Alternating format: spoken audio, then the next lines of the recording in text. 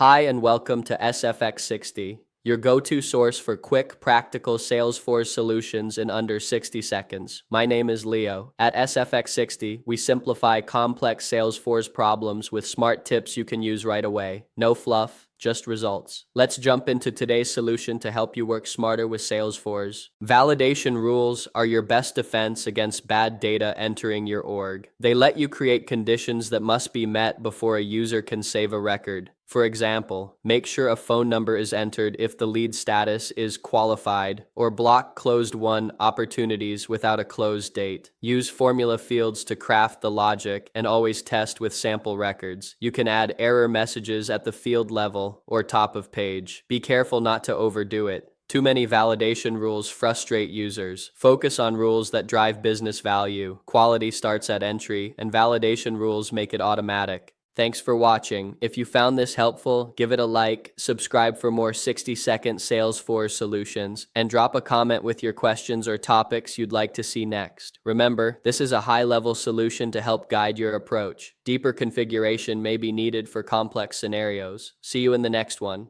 Stay sharp with SFX60.